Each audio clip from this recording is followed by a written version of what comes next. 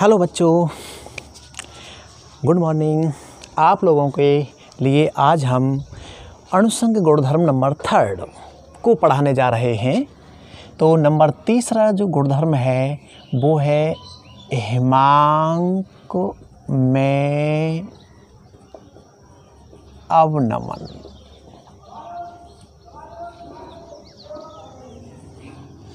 हिमांक में अवनमन। सबसे पहले बात करते हैं कि हिमांक किसे कहते हैं।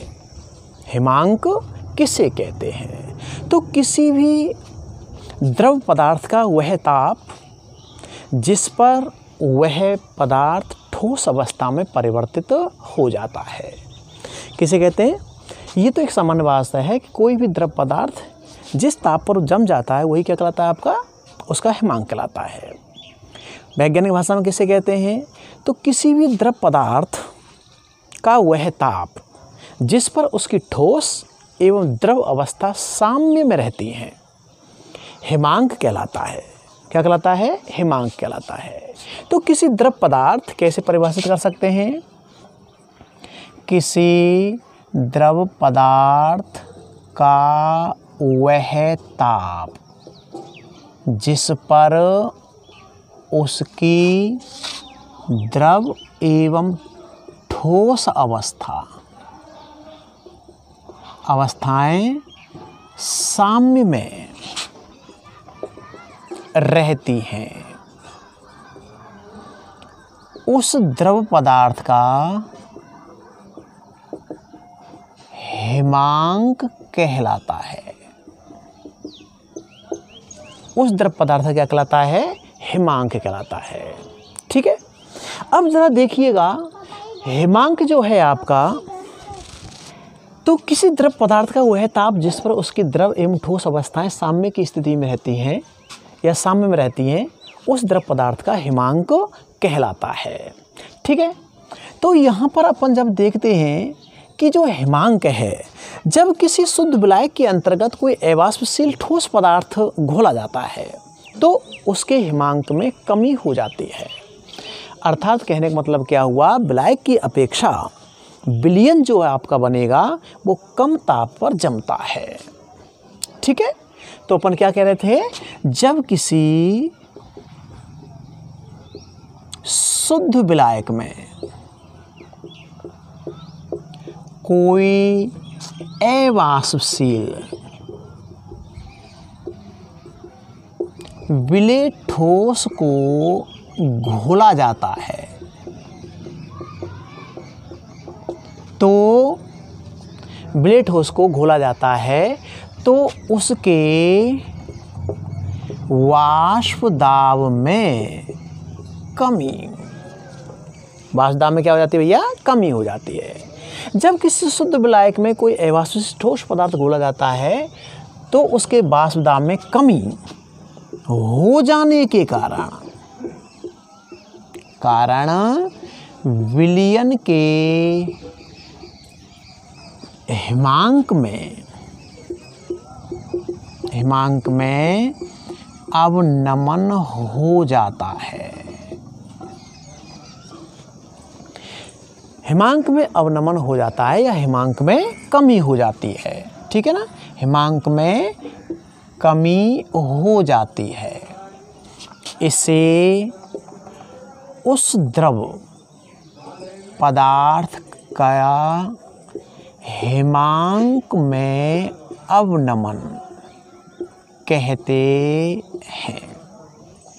ध्यान दीजिए, अभी क्या कह रहे थे कि जब किसी शुद्ध विलायक के अंतर्गत कोई अवाष्पशील ठोस विलेय पदार्थ घोला जाता है तो विलयन शुद्ध विलायक की अपेक्षा कम ताप पर जमता है। ठीक है। तो यहाँ कह सकते हैं अर्थात शुद्ध विलायक की अपेक्षा विलयन कम ताप पर जमता है, ठोस अवस्था में परिवर्तित होता है। ठीक है। अब ये मान लेते हैं, माना कि शुद्ध विलायक का हिमांक, शुद्ध विलायक का हिमांक क्या है? TF0 एवं विलयन का हिमांक, विलयन का हिमांक TF हो तो हिमांक में अवनमन क्या कहलाएगा? TF0 माइनस TF, ये बन जाएगा आपका फार्मूला।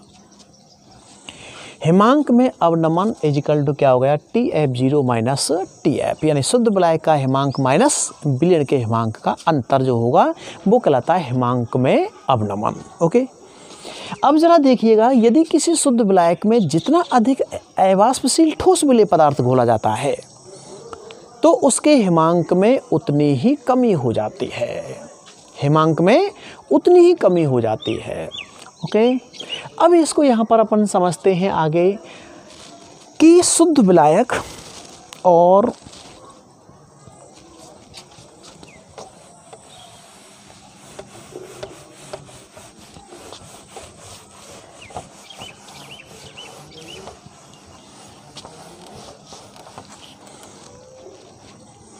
शुद्ध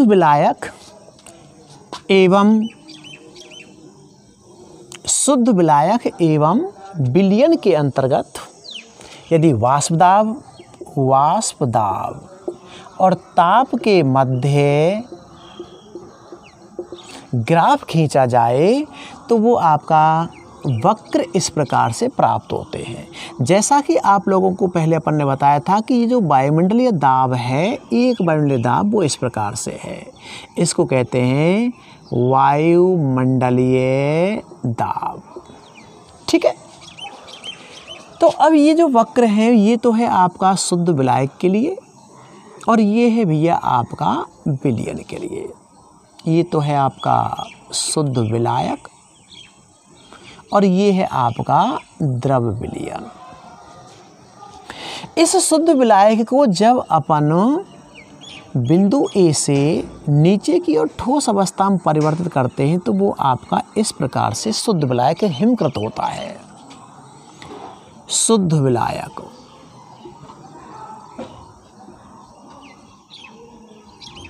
हिमकृत यानी ठोस अवस्था में परिवर्तित हो जाता है ये इस प्रकार से। ये जो बिंदु A है और ये इसको मान लिया B, ये शुद्ध विलायक का क्या है? वक्र है A और B। और C एवं D क्या है भैया? विलयन के लिए वाष्प दाब एवं ताप के मध्य वक्र है। अब जरा देखिएगा, यदि इसके ताप को कम किया जाता है तो बिंदु A जो आप देख रहे हैं उस बिंदु A पर शुद्ध विलायक यानी द्रव और ठोस साम्य की अवस्था में इस प्रकार से रहते हैं इस बिंदु पर, A बिंदु पर।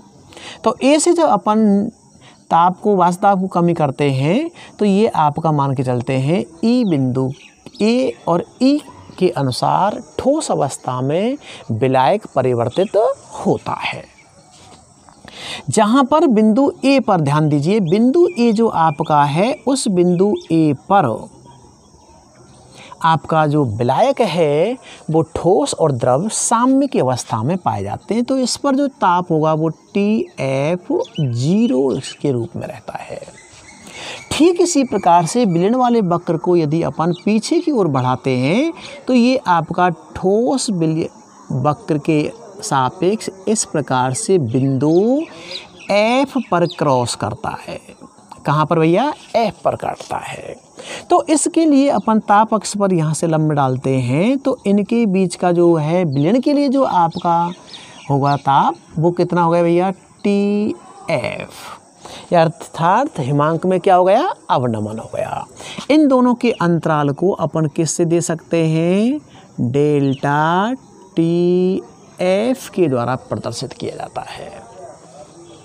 हिमांक में जो अवनमन होता है वो वाष्प दाब अवनमन के समानुपाती होता है। किसके अनुसार? राउल्ट के नियम के अनुसार। ठीक है ना?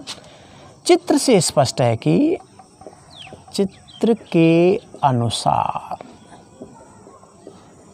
हिमांक में अवनमन, हिमांक में अवनमन वाष्प दाब अवनमन के समानुपाती होता है। अर्थात कैसे कह सकते हैं, delta T F is proportional to delta P. और भैया राउल्ट के नियम से क्या जानते हैं, और राउल्ट के नियम से, राउल्ट का नियम क्या कहता है कि वाष्प दाब में जो अवनमन होता है वो विलेय की मोल अंश के कैसा होता है, समानुपाती होता है।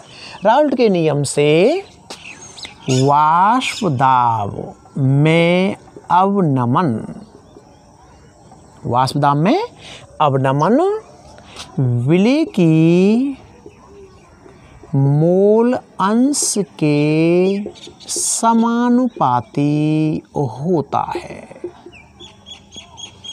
अर्थात कैसे लिखा जा सकता है, delta P is proportional to X B. समीकरण 2, तो समीकरण 1 व 2 से कैसे लिखा जा सकता है कि जो delta T F is proportional to X B लिख सकते हैं अपन। इस समानुपाती चिन्ह को हटा दिया जाए तो K X B T delta F, ठीक है। के क्या है भैया, एक समानुपाती स्थिरांक है, जहाँ के एक समानुपाती स्थिरांक है, ठीक है। अब एक्स बी की वैल्यू यदि निकाल लिया जाए तो हम जानते हैं कि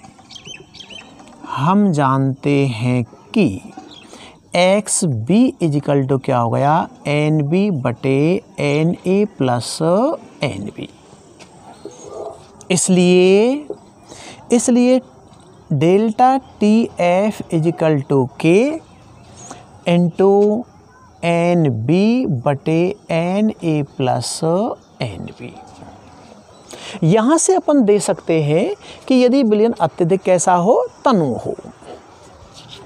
यदि विलयन अत्यधिक तनु हो तो N B is less than N A. इसलिए delta T F is equal to K into N B बटे एन ए। यहाँ एन ए और एन बी की वैल्यू लगा देते हैं तो अपन जानते हैं एन ए इजिकल टू होता है भैया डब्लू ए बटे एम ए, और एन बी इजिकल टू होता है डब्लू बी बटे एम बी। इसलिए हिमांक में अवनमन T delta T F is equal to K into W B बटे आपका M B into M A बटे डब्लू ए, ये हो गया आपका। अब ज़रा देखिएगा कि के और एम ए किसी शुद्ध विलायक के लिए या विलायक के लिए जो आपका अणुभार होता है, एम ए की जो वैल्यू होती है वो कैसे होती है, एक स्थिरांक होती है, और के भी क्या है, एक समानुपाती स्थिरांक है। तो इन दोनों का गुणनफल एक नया स्थिरांक दे सकते हैं अपन। तो अपन कह सकते हैं किसी विलायक, विलायक किसको माना है, ए, किसी विलायक का अणुभार यानी एम ए का मान निश्चित होता है। इसलिए के इंटू एम ए को एक नया स्थिरांक मान सकते हैं। तो क्या होगा, K into M A is equal to K F. अतः है या इसलिए delta T F is equal to K F into W B बटे क्या हो गया भैया आप लोगों का, M B into W A हो गया। ये बन गया आपका फॉर्मूला। समीकरण नंबर कितना हो गया भैया आपका 3।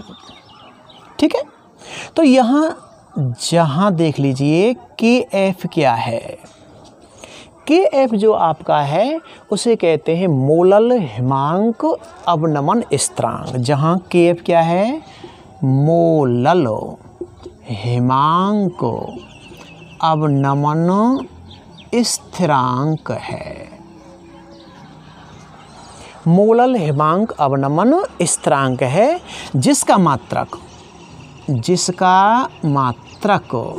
केल्विन किलोग्राम मोल इनवर्स होता है।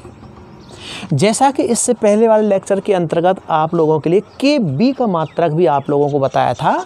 तो KB और KF दोनों का मात्रक कैसा होता है, समान, केल्विन किलोग्राम मोल इनवर्स होता है। ओके, अब यहाँ से अपन देख सकते हैं कि ये जो वैल्यू है WB/MB इंटू WA, ये कहलाता है विलयन की मोललता। विलयन की मोललता कहलाती है। इसलिए यहाँ से कह सकते हैं delta TF is equal to KF into small m। अर्थात किसी विलयन के हिमांक में जो अवनमन होता है वो विलयन की मोललता के समानुपाती होता है। विलयन की मोललता के क्या होता है, समानुपाती होता है। ठीक है,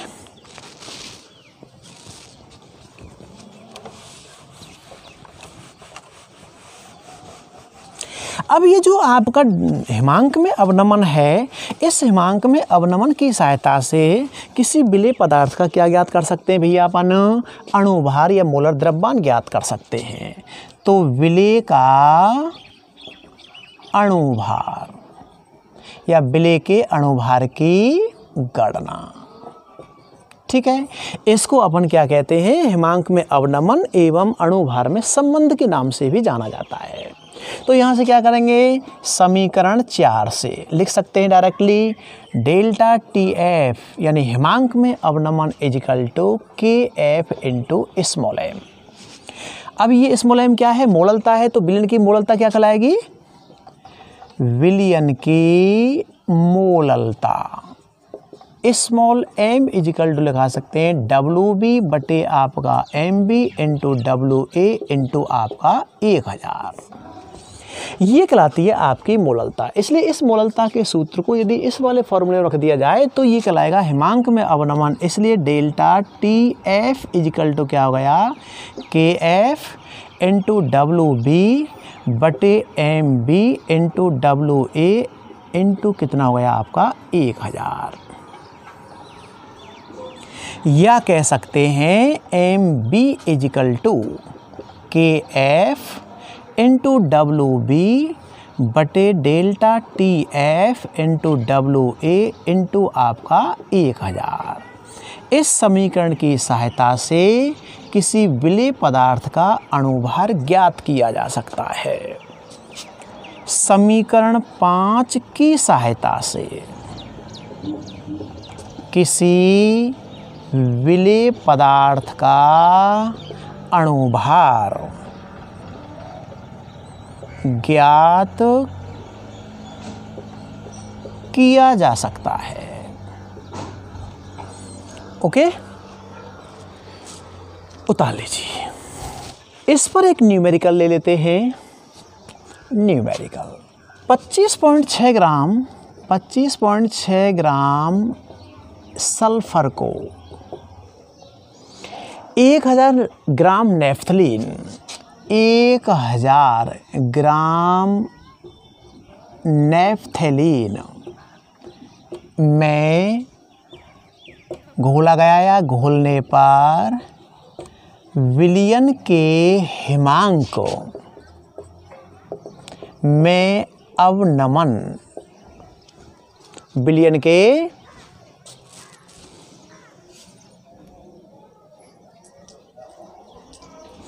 हिमांक में अवनमन 0.68 केल्विन पाया गया है या पाया गया हो तो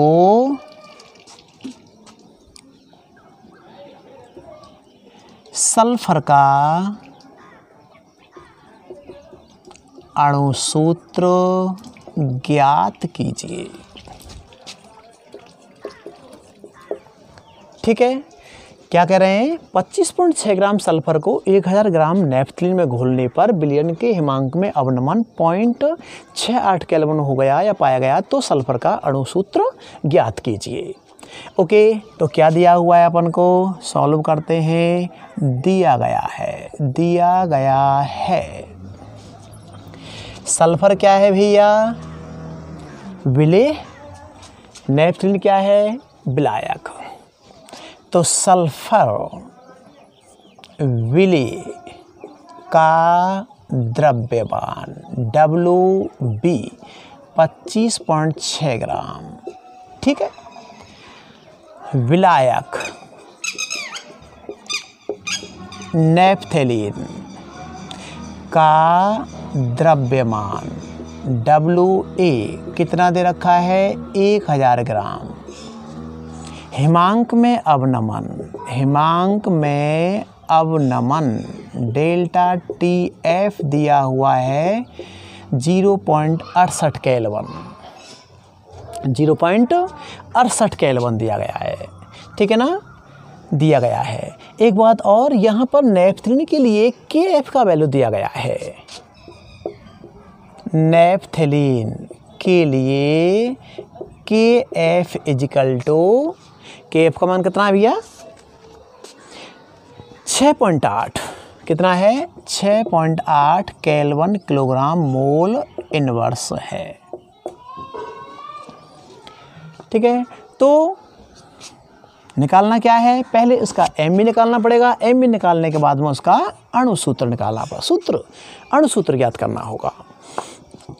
तो हम जानते हैं कि MB विलेय का अणुभार इजकल्ट हो गया आपका KF इंटू WB इंटू 1000 बटे delta TF into WA। KF 6.8, WB कितना दे रखा है? 25.6 इंटू 1000 बटे डेल्टा TF कितना दे रखा है? 0.68 इंटू WA कितना आ गया आपका? 1000। तो 1000 से 1000 कट जाएगा भैया, पॉइंट यहाँ से पॉइंट हट जाएगा आप लोगों का। तो 68 इंटू 256 बटे आपका 68। ओके, पॉइंट से पॉइंट हट गए।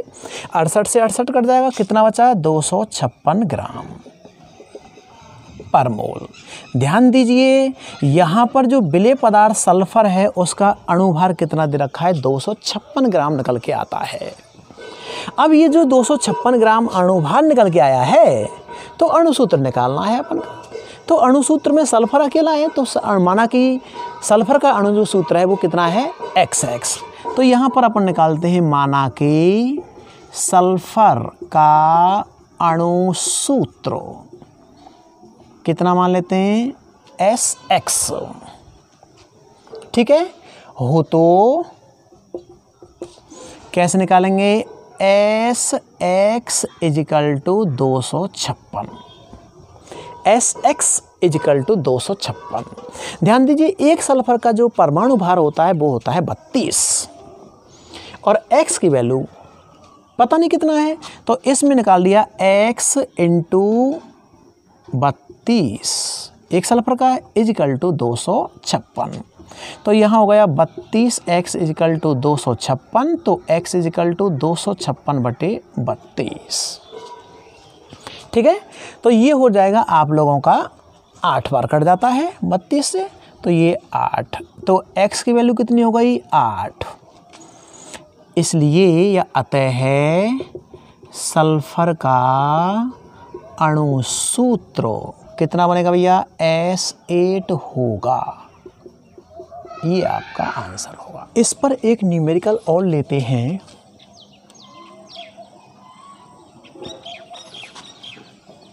उस ताप की गणना कीजिए,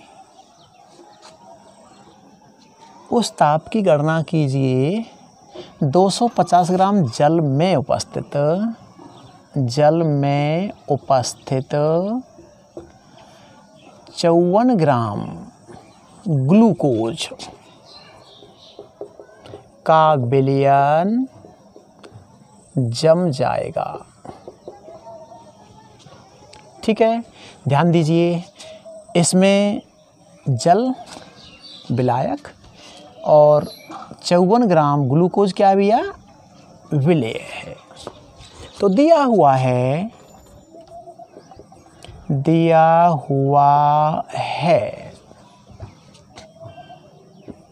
जल विलायक का द्रव्यमान WA 250 ग्राम,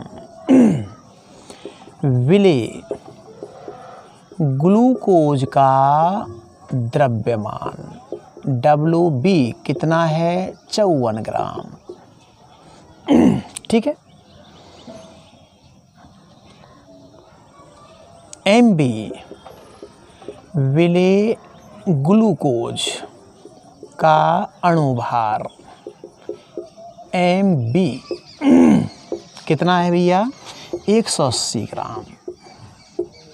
C6H12O6 होता है, 180 ग्राम है। ध्यान दीजिए, इसके लिए KF का मान जो दे रखा है, KF का मान जो दे रखा है जल के लिए, वो 1.86 केल्विन किलोग्राम मोल इनवर्स है। ये किसके लिए, जल विलायक के लिए। तो हम जानते हैं कि MB इक्वल टू विलेय ग्लूकोज का अणुभार, ग्लूकोज का अणुभार या डेल्टा TF निकाल लो।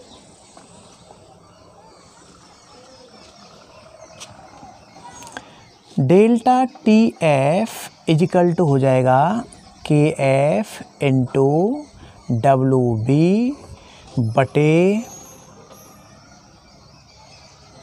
MB इंटू WA इंटू आपका 1000। KF कितना दे रखा है आप लोगों को, 1.86, WB कितना दे रखा है, 54 इंटू आपका 1000, MB कितना है 180 इंटू WA कितना दे रखा है आपका 250 ग्राम। ठीक है, तो ये आपका 250 ग्राम से 4 बार कट गया, 4 से इसको काट देते हैं, 4 चौके 16, 4 पंजे 20, 45 बार कट गया। अब ये और कट जाएगा क्या, 9 से कट जाएगा, 9 पनम 45 और 9 छिका 54। ठीक है, 5 बार कट गया। तो ये बच गया आप लोगों का, 5 से काट देते हैं, 15 3, 5 से काट देते हैं 0.186 को, तो 0.5 या 15 कितने बचेंगे, 3, 5 7 35 और 5 दूनी 10, 0.372 इंटू आपका कितना हो गया 6। मल्टीप्लाई कर देते हैं, 6 दूनी 12 केल्विन में आ जाएगा, 1 बचा 42 और 1 43, 4 18 और 4 कितने हो गए 22, 2.232। डेल्टा TF की वैल्यू आ गई है आपकी, हिमांक में अवनमन आ गया। ठीक है ना, तो हिमांक में जो अवनमन होता है, हिमांक में अवनमन, चूँकि डेल्टा TF हिमांक में जो अवनमन होता है वो आपका TF0 माइनस TF होता है। ठीक है ना, तो डेल्टा TF, ये ध्यान दीजिएगा, जल का हिमांक फिक्स है 273 केल्विन। डेल्टा TF निकाल दिया, TF आपको निकालना है ना, विलयन कितने ताप पर जम रहा है। ठीक है, तो ये आपका आ जाएगा TF is equal to TF0 minus delta TF। TF कितना है 273, ध्यान दें जल के लिए हिमांक कितना है 273 माइनस 2.232। ठीक है, अब ये इसको अपन 273 में से घटा दें तो 273.00 कर लीजिए, और ये है आपका 2.232 इजिकल टू कितना होगा भैया, ये हो गया आप लोगों का 8, ये हो गया आपका 6, ये हो गया आपका 7 पॉइंट, ये कितना हो गया आपका 270। तो ये आ गया आपका 270.7 केल्विन। अतः विलयन 270.7 केल्विन ताप पर जम जाएगा। ओके, ये आपका आंसर। नेक्स्ट अणुसंख्यक गुणधर्म है परासरण एवं परासरण दाब। चौथा अणुसंख्यक गुणधर्म क्या है, परासरण एवं परासरण दाब। ठीक है, तो सबसे पहले अपन बात करते हैं कि ये परासरण की क्रिया होती क्या है। परासरण, देखिए परासरण जो आपका है वो सभी वनस्पतियों एवं जंतुओं के अंतर्गत पाई जाती है। परासरण की क्रिया किसमें पाई जाती है, जंतु और वनस्पतियों के अंतर्गत। ज़रा देखते हैं कि यदि अपन सूखे हुए जो बीज होते हैं जैसे चना मटर आदि के भी जो बीज होते हैं, यदि उनको जल के अंतर्गत डाल दिया जाए तो वो फूल जाते हैं। ये क्रिया क्या है, आपकी परासरण है। ठीक इसी प्रकार से यदि मान के चलते हैं करेला है, करेले को छील करके यदि अपन उसको नमक के अंतर्गत डाल दिया जाए तो करेले के अंतर्गत से जो आपका कसलापन का जो गुण है वो क्या है, उसमें से बाहर निकल जाता है। ये भी क्रिया क्या है आपकी भैया, परासरण है। ठीक है ना। तो परासरण इन सभी इनके अंतर्गत यदि देखते हैं कि इनके ऊपर एक पतली परत पाई जाती है। इस पतली परत का नाम क्या है आपका, अर्धपारगम्य झिल्ली के नाम से जानता है, semi permeable membrane. Semi permeable membrane, SPM क्या बोला जाता है इसको, अर्धपारगम्य झिल्ली, सेमी परमिएबल मेम्ब्रेन। शॉर्ट में इसको कहते हैं SPM। ठीक है ना। तो ये जो अर्धपारगम्य झिल्ली हुआ करती है वो एक अर्धपारगम्य झिल्ली जो है आपकी है वो एक सूक्ष्म सतत सीटनुमा संरचना होती है, जिसके अंतर्गत सूक्ष्म छिद्र होते हैं, जिसमें से विलायक के अणु तो आवागमन कर सकते हैं लेकिन विलय के कण नहीं होते हैं। इसको कहा जाता है अर्धपारगम्य झिल्ली के नाम से जाना जाता है।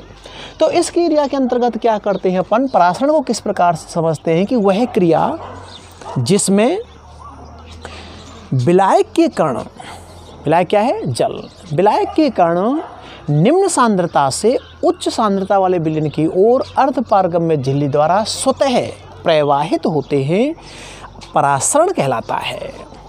क्या कहते हैं परासरण को हमने, तो जरा देखिएगा, वह क्रिया जिसमें विलायक के कण निम्न सांद्रता वाले विलयन से अधिक सांद्रता वाले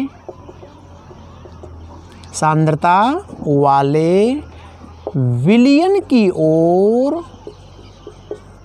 स्वतः अर्धपारगम्य झिल्ली द्वारा प्रवाहित होते हैं, परासरण कहलाता है। परासरण कहलाता है। ठीक है ना।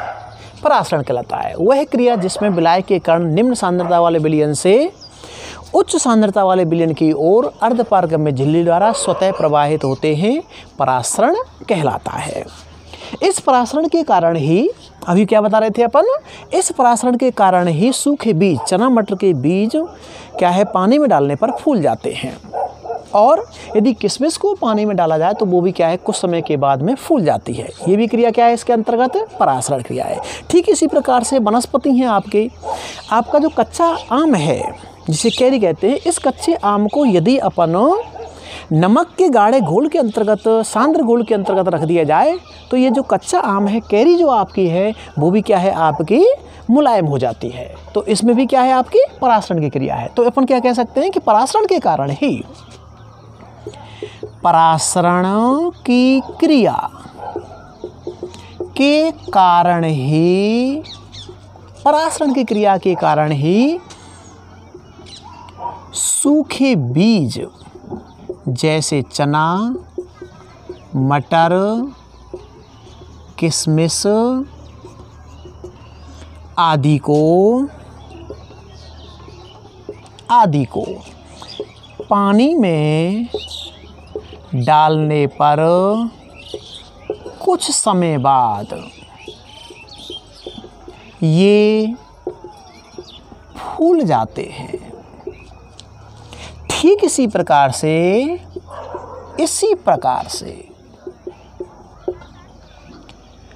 वनस्पति जैसे करेला है, ठीक है, आपका कच्चा आम है जिसे अपन कैरी के नाम से भी जानते हैं। कच्चा आम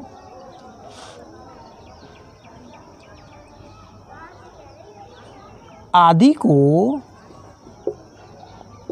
नमक के सांद्र विलयन में डाल दिया जाए तो ये कुछ समय बाद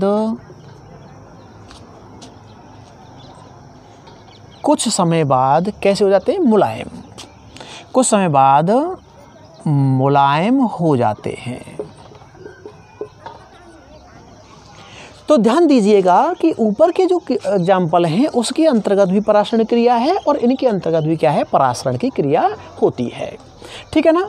तो इस परासरण की क्रिया को समझने के लिए अपन इस प्रकार से बता सकते हैं कि मान के चलते हैं, एक आप पानी का बीकर है इस तरह से, जिसके अंतर्गत क्या भरा हुआ है भैया, पानी भरा हुआ है। ठीक है। इस पानी के बीकर के अंतर्गत साधारण जल है, विलायक भरा हुआ है इस तरह से। इस पानी के बीकर के अंतर्गत अपन क्या है, एक थिसल कीप के अंतर्गत नमक का सांद्र घोल या चीनी का सांद्र घोल भर करके उसमें एक अर्धपारगम्य झिल्ली लगा करके और अपन क्या है, इसके अंतर्गत इसको रख दिया जाता है। इस तरह चित्रानुसार इसको इस तरह से रख देते हैं। इसमें अपन ने क्या लगा दिया है भैया, एक अर्धपारगम्य झिल्ली इसके अंतर्गत लगा दी गई है। ये अपन ने क्या लगा दिया है इसमें, अर्धपारगम्य झिल्ली, अर्धपारगम्य झिल्ली लगा दी है, SPM लगा दिया है इसमें। इस पात्र के अंतर्गत क्या है भैया, विलायक, जल भरा हुआ है। ये क्या है, आपकी थिसल कीप है। ठीक है ना। इस थिसल कीप के अंतर्गत अपन ने क्या भर दिया है इसमें भैया, नमक या चीनी का सांद्र विलयन इसके अंतर्गत भर दिया गया है। तो इसमें क्या है, नमक का सांद्र विलयन इसके अंतर्गत भर दिया गया है, थिसल कीप के अंतर्गत, इस तरह से।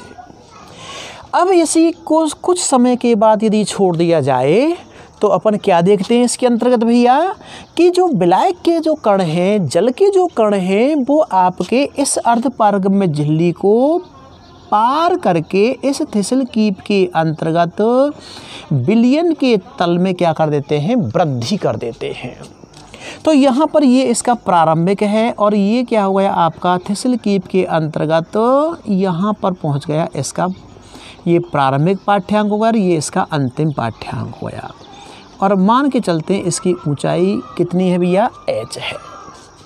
तो इसके अंतर्गत जैसे ही इसमें विलयन का तल क्या हुआ आपका, ऊंचा हुआ है, बढ़ गया है, तो इसमें क्या देखा अपन ने कि इस बीकर के अंतर्गत से जिसमें शुद्ध विलायक भरा हुआ था, बीकर के अंतर्गत जो शुद्ध जल के कण भरे थे वो अर्धपारगम्य झिल्ली से प्रवाहित होकर के थिसलकीप के अंतर्गत प्रवाहित कर गए थे।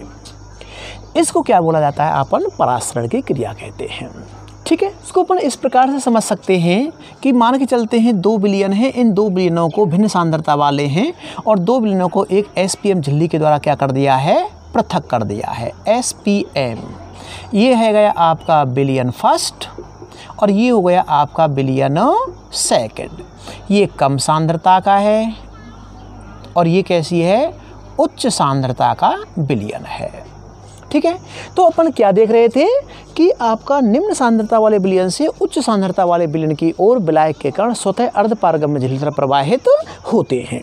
तो ये विलयन जो फर्स्ट है, इसमें से विलायक जो जल के कण हैं वो किधर प्रवाहित हो जाएंगे भैया, उच्च सांद्रता वाले विलयन विलायक विलयन सेकंड की ओर प्रवाहित हो जाते हैं। इसी को क्या कहते हैं अपन, परासरण के नाम से जाना जाता है। ओके, आगे चलते हैं। परासरण दाब, ऑस्मोटिक प्रेशर। परासरण के दाब को क्रिया को समझने के लिए अपन क्या करते हैं भैया कि ये आपका एक पात्र है, इस पात्र के अंतर्गत एक पात्र है, इस पात्र को अपन ने 2 भागों में डिवाइड कर दिया इस प्रकार से, और इसके अंतर्गत दोनों ओर अपन ने क्या लगा दिए, पिस्टन लगा दिए। ठीक है, ये 2 पिस्टन लगा दिए अपन ने इस प्रकार से, एक पिस्टन इधर और दूसरा पिस्टन इस साइड में। इस पात्र को 2 भागों में अपन ने डिवाइड कर दिया SPM झिल्ली के द्वारा। ये अर्धपारगम्य झिल्ली से SPM झिल्ली से 2 भागों में डिवाइड कर दिया है।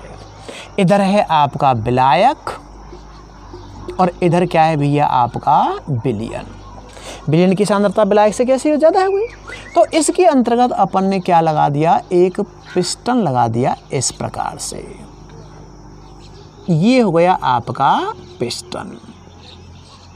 ठीक है, ये पिस्टन बन गया आपका, और इसके अंतर्गत इधर भी अपन ने क्या लगा दिया भैया, पिस्टन लगा दिया। क्या देख रहे हैं, स्टार्टिंग के अंतर्गत ये जो आपके पिस्टन होंगे वो अपनी इस अवस्था के अंतर्गत रहते हैं।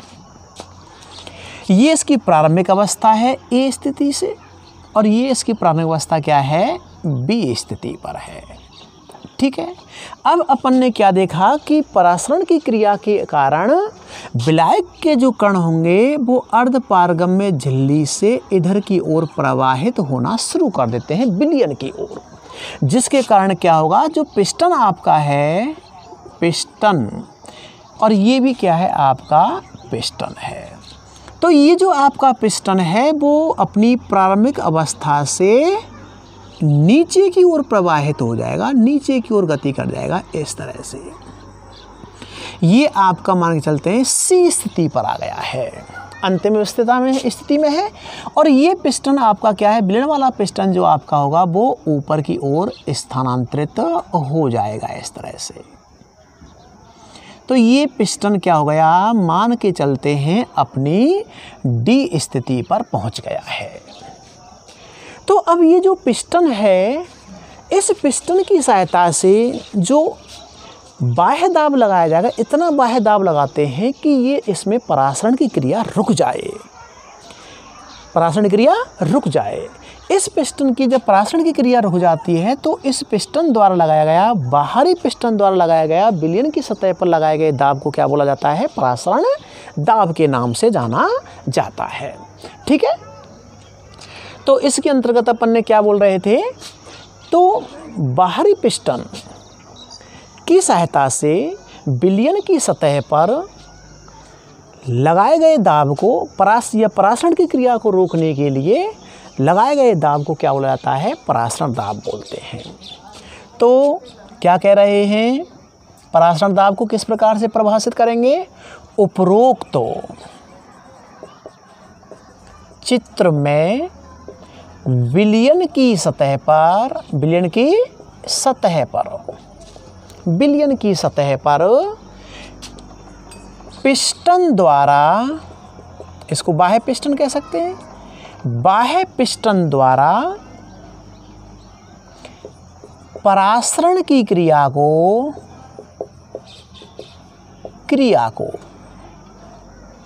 परासरण की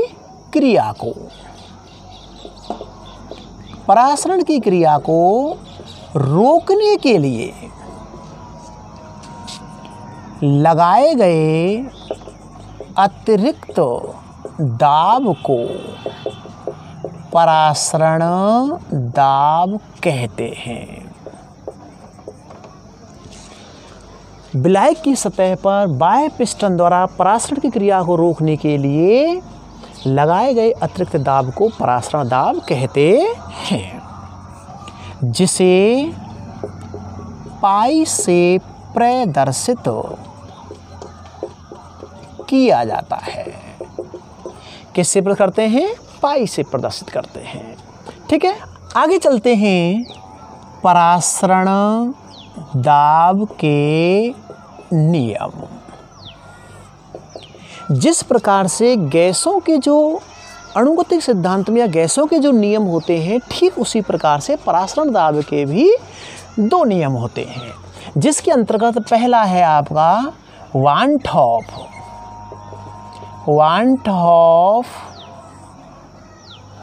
क्योंकि ये वान टॉफ नामक वैज्ञानिक ने नियम दिए थे, तो इसलिए इनमें नाम जुड़ा हुआ है वान टॉफ बॉयल का नियम।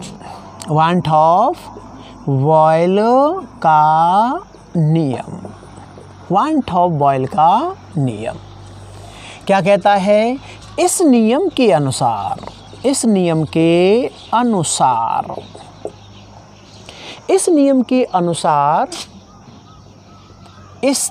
ताप पर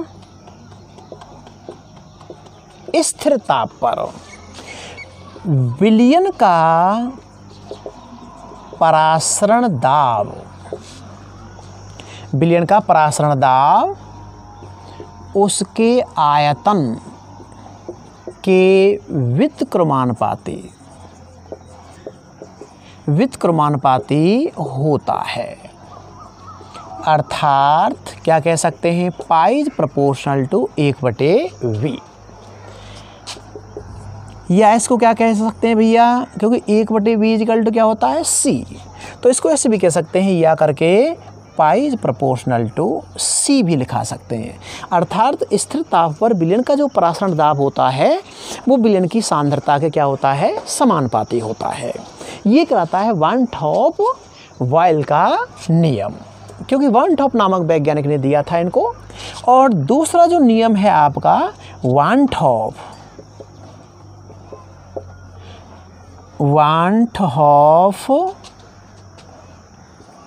दाब ताप का नियम, दाब ताप का नियम। तो इसके अनुसार क्या कहता है भैया? ये आपका इस नियम के अनुसार स्थिर सांद्रता पर, विलयन की सांद्रता कैसे होनी चाहिए? यहाँ पर स्थिर होनी चाहिए, स्थिर सांद्रता पर या आयतन पर। इस नियम के अनुसार स्थिर आयतन पर विलयन का परासरण दाब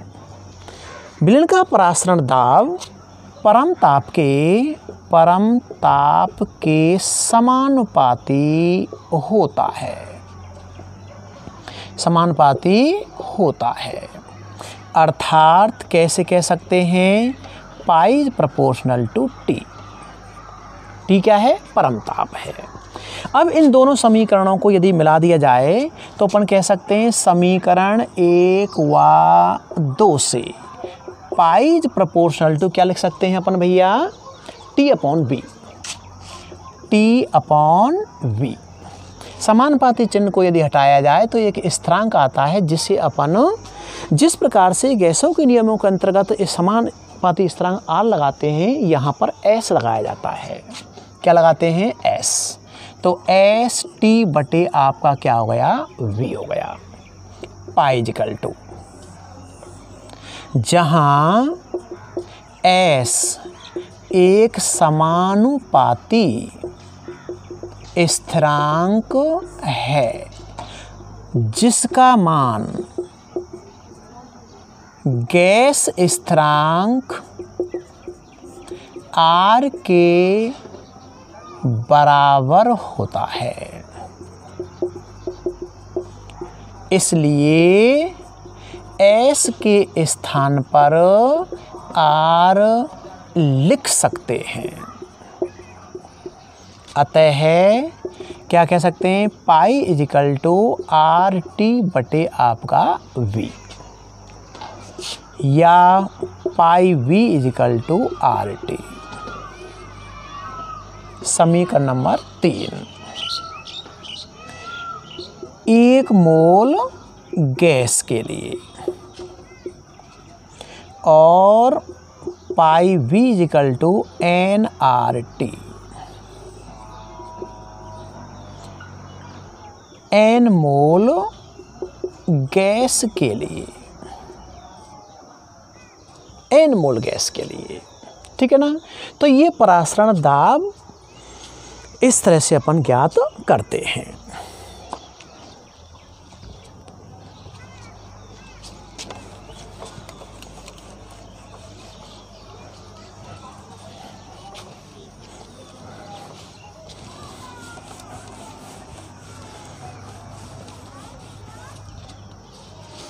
आगे चलते हैं, परासरण दाब की सहायता से क्या निकालना है, मोलर द्रव्यमान की गणना।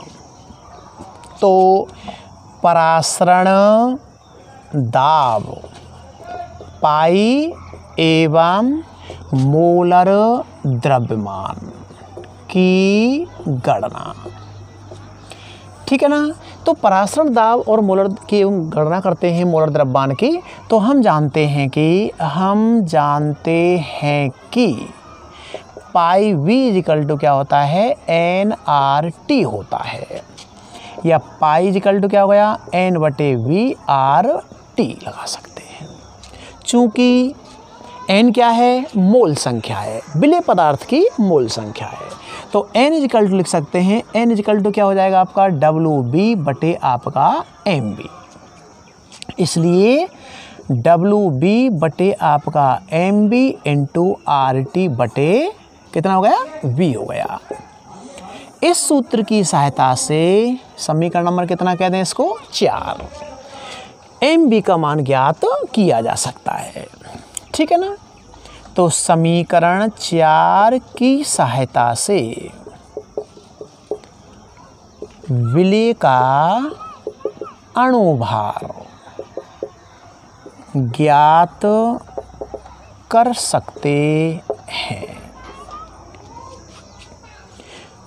और देखिए जरा, एन बटे बी जो होता है, चूंकि पाई इजिकल टू एन बटे V is equal to R T, ध्यान दीजिए, चूंकि एन बटे वी जो होता है उसे कहते हैं सांद्रता सी, खासकर मोलरता के रूप में कहते हैं। इसलिए क्या हो जाएगा, pi is equal to C R T.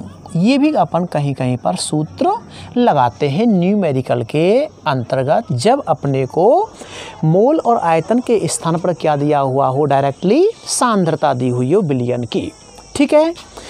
ये हो गया आपका परासरण दाब की सहायता से विलेय पदार्थ का अणुभार ज्ञात करना। इस पर एक न्यूमेरिकल ले लेते हैं, आइए। 27 डिग्री सेल्सियस ताप पर 27 डिग्री सेल्सियस ताप पर यूरिया के m/10 विलियन का परासरण दाब ज्ञात कीजिए, ठीक है ना।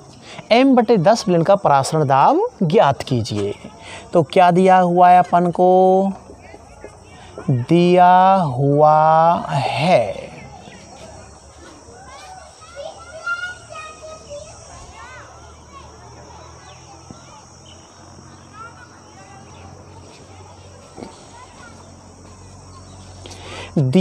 है टी कितना है 27 + 273 = 300 केल्विन। ठीक है ना। सी विलयन की सांद्रता दे रखी है, सी कितना दे रखा है m/10 या 1/10। ठीक है ना, 1/10 कह सकते हैं। और आर अपन जानते हैं गैस स्थिरांक 0.0821 लीटर वायुमंडल प्रति केल्विन प्रति मोल होता है। ठीक है भैया, तो अपन जानते हैं, हम जानते हैं कि क्या है पाई = CRT। सी कितना है 1/2 0.0821 300 केल्विन। ठीक है, इससे 0 से 0 काट दीजिए, ये हो गया आपका 0.0821 × 30। सॉल्व करें इसको तो ये हो जाएगा आपका 1 0 3 3 दूनी 6 8 या 24 4। तो 4 अंक के बाद में ये हो गया आपका पाई = परासरण दाब किस में आ जाएगा भैया एटमॉस्फेयर ATM या बार में आ जाएगा 2.463।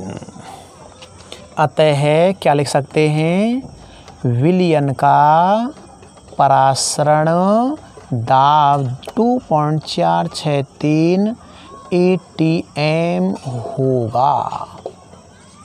आगे चलते हैं परासरण दाब के आधार पर विलयनों के प्रकार। परासरण दाब के आधार पर विलयनों के प्रकार। तो इस आधार पर विलयन कितने प्रकार होते हैं भैया 3 प्रकार के। कितने प्रकार होते हैं 3 प्रकार के होते हैं। नंबर फर्स्ट, एक को कहते हैं समपरासरी विलयन। समपरासरी विलयन, समपरासरी जो विलयन हुआ करता है ऐसे विलयन जिनके परासरण दाब समान होते हैं। वे विलयन जिनके परासरण दाब कैसे होते हैं भैया समान होते हैं, समपरासरी विलयन कहलाते हैं। तो वे विलयन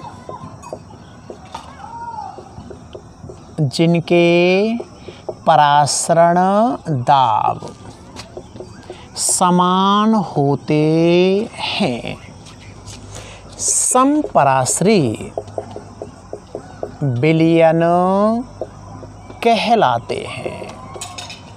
2 विलयन हैं, दोनों के यदि परासरण दाब कैसे हैं समान हैं तो वो क्या कहलाएंगे आपके समपरासरी विलयन कहलाते हैं। समपरासरी जो विलयन होते हैं उनकी जो सांद्रताएं होती है मोलर सांद्रताएं होती हैं वो भी कैसे होती हैं समान होती हैं। और इन विलयनों की मोलर सांद्रताएं भी कैसी होती हैं भैया समान होती हैं। अर्थात C1 = C2। ठीक है ना। तो C1 = C2 और परासरण दाब भी कैसे हैं π1 = π2। ये जो वैल्यू आपकी होती हैं उनके लिए जब C1 और C2 परासरण दाब जब आपके समान हैं तो यहाँ पर C = क्या होता है n/v। C = क्या है n/v। तो इसको ऐसे लिख सकते हैं या n/v। ये भी क्या हो गया n/ आपका v। तो यहाँ पर इसको n1 इसको कितना मान लें n2। ये b1 और आपका b2 मान के चलते हैं। चलिए तो n = कितना होता है w/m। तो इसको कह सकते हैं आपका w1/m1 b1 = w2/ आपका m2 v2। इस तरह से भी आपके समपरासरी विलयन के लिए फॉर्मूला अपन ड्राइव कर सकते हैं। ओके, दूसरा जो विलयन होता है उसे कहते हैं भैया आपका अति परासरी विलयन। अति परासरी विलयन ऐसे विलयन दो भिन्न भिन्न सांद्रताओं वाले ऐसे विलयन जिनमें परासरण दाब कैसा होता है भिन्न भिन्न होता है। ठीक है।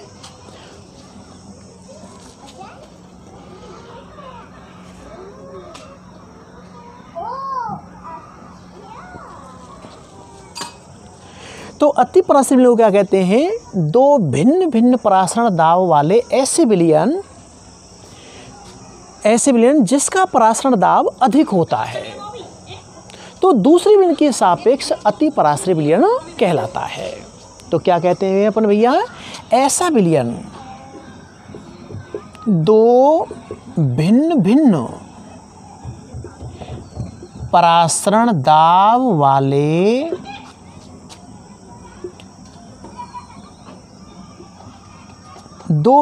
परासरण दाब वाले विलियन, दो भिन्न भिन्न परासरण दाब वाले विलियन जिसका परासरण दाब अधिक होता है, तो इसे दूसरे विलियन के सापेक्ष अति पराश्रयी विलियन कहलाता है। दो भिन्न भिन्न परासरण दाब वाले विलियन जिसका परासरण दाब अधिक होता है, तो इसे दूसरे विलियन के सापेक्ष अति पराश्रयी विलियन कहते हैं। और तीसरा है आपका भैया अल्प पराश्रयी विलियन। ठीक है, तो इसमें भी क्या हो जाएगा? दो भिन्न भिन्न परासरण दाब वाले ऐसा विलियन या ऐसे विलियन जिसका परासरण दाब कम होता है। परासरण दाब कैसा होता है भैया? कम होता है, तो इसे दूसरे विलियन के सापेक्ष अल्प पराश्रयी विलियन कहते हैं। अल्प पराश्रयी विलियन कहते हैं। ठीक है।